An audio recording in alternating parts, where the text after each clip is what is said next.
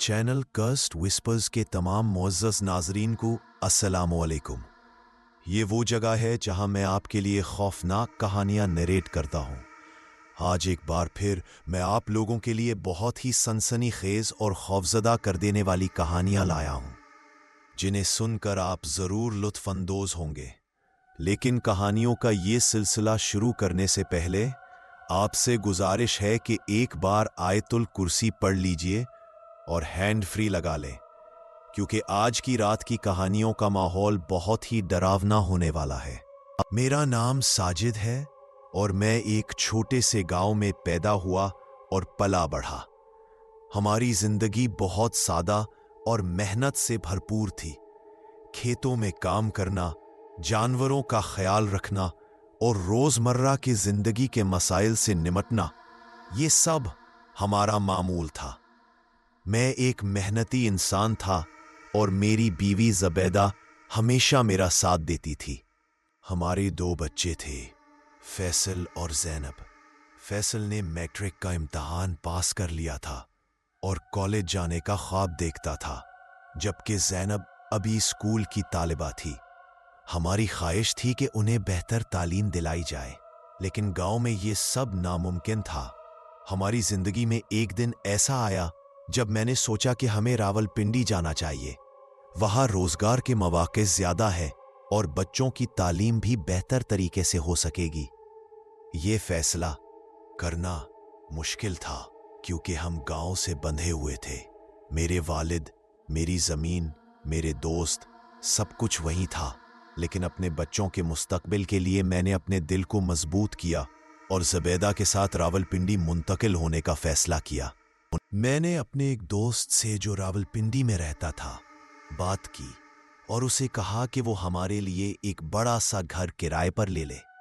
मकान बहुत पुराना था, लेकिन उसका किराया कम था। मैं अपने बच्चों और बीवी के साथ रावलपिंडी के लिए रवाना हो गया। जब हम रावलपिंडी पहुंचे तो हम शहर की रौनक और विसत से हैरान थे। यहां जिंदगी बिल्कुल मुख्तलिफ थी। मुसलसल हजूम, ट्रैफिक का शोर और लोगों की बेपनाह मसरूफियत। मैंने जल्द ही महसूस किया कि यहां हर कोई अपने काम में मगन है और किसी के पास दूसरों के लिए वक्त नहीं। लेकिन हमारा मकसद वाज़ेह था। हमने यहां बेहतर जिंदगी गुजारने के लिए कदम रखा था और मैंने सोचा कि हम उन मुश्किलात का सामना कर लेंगे। मैं अपने दोस्त को फ़ोन किया ताकि वो हमें मकान दिखा सके। मेरा दोस्त गाड़ी लेकर आया और हमें हमारे मकान तक छोड़ दिया। ये मकान रावलपिंडी के एक पुराने इलाके में वाक़े था, जहां गलियां तंग थीं और इमारतें काफ़ी पुरानी थीं। मकान देखने में काफ़ी वसी था, लेकिन एक अजीब सी खामोशी ने हमें हल्का सा बेचैन कर दिया था। ज़बीदा ने मुझसे कहा कि मकान कुछ ज़्यादा ही खाली और सुनसान लगता है, जैसे वहां पहले कभी कोई नहीं रहा हो। लेकिन मैंने उसे दिलासा दिया कि यह हमारे लिए बेहतरीन मौका है। किराया कम था और जगह बड़ी थी। पहली रात मकान में गुजारते हुए मैंने महसूस किया कि घर के अंदरूनी माहौल में कुछ अजीब सा है। शायद ये नई जगह थी और हमें अभी उसकी आदत नहीं हुई थी, लेकिन एक अजीब सी भारी फजा महसूस हो रही थी। मुझे लगा कि ये सब मेरे ज़हन का वहम है, क्योंकि हम नए माहौल में आए थे और थकन भी बहुत ज्यादा थी। ज़ुबैदा भी कुछ बेचैन लग रही थी, लेकिन वो मुझसे कुछ कह नहीं रही थी। बच्चों ने अलबत्ता खुशी का इजहार किया कि उन्हें अब ज्यादा बड़ा और खुला घर मिला है, जहां वो अपनी मर्जी से खेल सकते हैं और उनके अपने अपने कमरे हैं। हमने ये सोचा कि सब कुछ ठीक हो जाएगा और जल्द ही हमें यहाँ की आदत हो जाएगी। लेकिन जैसे जैसे दिन गुजरते गए, अजीब व गरीब वाक़यात शुरू हो गए। मैंने शुरू में तो उन चीज़ों को नज़रअंदाज करने की कोशिश की, जैसे रात के वक्त दरवाजे का खुद ब खुद हिलना और किचन में बर्तनों का आवाज़ करना। मैं ये समझता रहा कि शायद ये हवा की वजह से हो रहा है, या शायद हम नए माहौल में आने की वजह से गैर ज़रूरी तौर पर हसास हो गए हैं। ज़बैदा ने भी एक दिन मुझसे जिक्र किया कि उसे नमाज पढ़ते वक्त ऐसा महसूस होता है कि जैसे कोई उसे देख रहा है, लेकिन जब वो मुड़कर देखती है। फिर एक रात ऐसी आई जो हमारी जिंदगी में सब कुछ बदलने वाली थी। रात का वक्त था और हम सब अपने अपने कमरों में सो रहे थे। अचानक मुझे दरवाजे के खुलने की आवाज आई। मैंने सोचा कि शायद ज़बैदा या कोई बच्चा उठा होगा, लेकिन जब मैंने दरवाजे की तरफ देखा तो वहां कोई नहीं था। कमरे में अजीब सी ठंडक थी, जैसे हवा में एक भारीपन हो। मैं बिस्तर से उठा और घर का चक्कर लगाया। जैसे ही मैं किचन के करीब पहुंचा, मुझे वहां से बर्तनों के हलने की आवाज आई। मैंने फौरन लाइट जलाई, लेकिन वहां कुछ भी नहीं था। मेरे दिल की धड़कन तेज हो चुकी थी और मैंने फौरन जाकर ज़बैदा को उठाया। ज़बैदा ज़बैदा ने भी परेशान होकर मेरी तरफ देखा। मैं भी कुछ दिनों से यही महसूस कर रही हूं। साजिद, ये बात सुनकर मेरे पैरों तले जमीन निकल गई। ज़बैदा की बात ने मेरे अंदर के खौफ को मजीद बढ़ा दिया। अब ये वाज़ेह था कि ये सिर्फ हमारा वहम नहीं था। घर में कुछ था, कोई ऐसी चीज जिसे हम देख नहीं सकते थे, लेकिन वो हमें देख रही थी, हमें महसूस कर रही थी। हमने फैसला किया कि अगले दिन मौलवी साहब से बात करेंगे और घर में कोई दुआ करवाएंगे ताकि ये मसला हल हो सके। लेकिन वो रात तवील और खौफनाक थी। ज़बैदा कुरान पढ़ने लगी और मैं भी साथ बैठकर सूरह बकरा की तिलावत करने लगा। जैसे ही हमने तिलावत शुरू की, कमरे में अजीब सी सर्दी छा गई। खिड़की के पर्दे बेवजह हिलने लगे, हालांकि बाहर हवा बिल्कुल नहीं चल रही थी। मैंने एक नजर ज़बैदा की तरफ देखा और हम दोनों एक दूसरे को बेबसी से देखते रहे। अचानक फैसल के कमरे से चीखने की आवाज आई। मैं और ज़बैदा दोनों फौरन उठे और उसके कमरे की तरफ दौड़े। दरवाजा जोर से बंद था और खुल नहीं रहा था। हमने बहुत जोर लगाया और जब दरवाजा खुला तो मंजर देखकर हमारी रूहें कांप गईं। फैसल बीच कमरे में बैठा हुआ था। उसका चेहरा पीला पड़ा हुआ था और वो कांप रहा था। उसकी आंखें खौफ से फैल गई थीं, जैसे उसने कुछ बहुत खौफनाक चीज देखी हो। क्या हुआ फैसल? मैंने घबराए हुए पूछा। फैसल ने लड़खड़ाती आवाज में सिर्फ इतना कहा, वो आ गए हैं। उसके अल्फाज ने हमें यकीन दिला दिया कि यहां कुछ गैर मरई कुव्वतें थीं जो हमें परेशान कर रही थीं।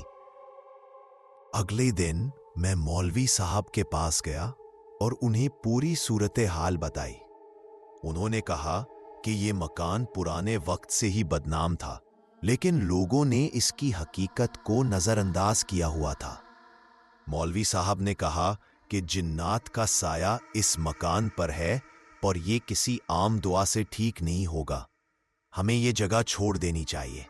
उन्होंने मशवरा दिया। जिन्नात का साया? मैंने हैरत से पूछा।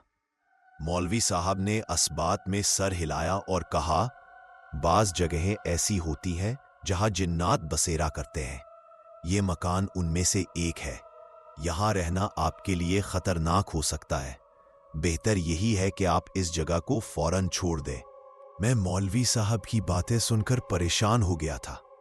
हमें ये मकान छोड़ना ही पड़ेगा, लेकिन अभी तो हमने ये जगह ली थी और हमारी माली हालत भी ऐसी नहीं थी कि हम फौरी तौर पर कोई और जगह ढूंढ सकें। मैं मौलवी साहब के मशवरे के बावजूद वापस घर गया और ज़बैदा से सारी बातें की। उसने भी यही कहा कि अगर मौलवी साहब कह रहे हैं तो हमें उन्हें संजीदगी से लेना चाहिए।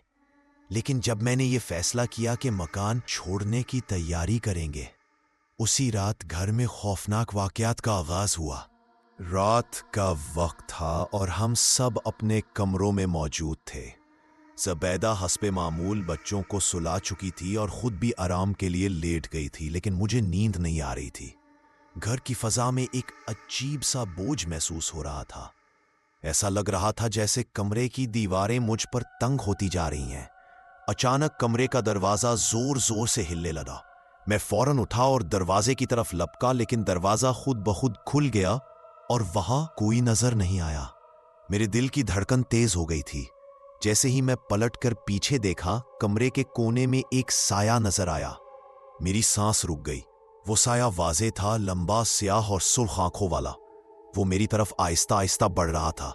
मैं अपनी जगह से हिल नहीं पा रहा था, जैसे मेरे जिस्म पर एक नाकाबिले बर्दाश्त बोझ आ गया हो। जुबैदा अचानक जाग गई और चीख मारकर कुरान की आयतें पढ़ने लगी। जैसे ही उसकी आवाज बुलंद हुई, वो साया आहिस्ता आहिस्ता गायब हो गया, लेकिन घर में अजीब व गरीब आवाजें गूंजने लगी। ऐसा लग रहा था जैसे कोई पूरी ताकत से दीवारों को पीट रहा हो, जैसे घर के अंदर एक तूफान बरपा हो। हम सब एक कमरे में जमा हो गए और सारी रात खौफ के आलम में जागते रहे। अगली सुबह हमने फैसला किया कि हमें अब और यहां रुकना नहीं चाहिए। हमने जल्दी जल्दी अपना सामान समेटा और फौरन उस मकान को छोड़ दिया।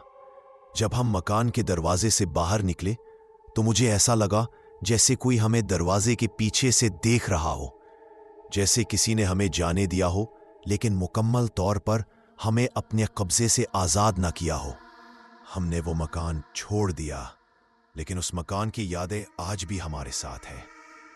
हमने बाद में सुना कि कोई भी इस मकान में ज्यादा देर तक नहीं रहता। वहां से रात के वक्त अजीब व गरीब चीखों की आवाजें आती हैं और कोई भी इस मकान के करीब जाने की जुर्रत नहीं करता। ये वाकया मेरी जिंदगी का सबसे खौफनाक तजर्बा था। हमने कभी नहीं सोचा था कि हमें जिन्नात जैसी मखलूक का सामना करना पड़ेगा, लेकिन ये दुनिया अजीब व गरीब और पुरअसरार वाकयात से भरी पड़ी है। अल्लाह हम सबको ऐसी आफतों से महफूज रखे।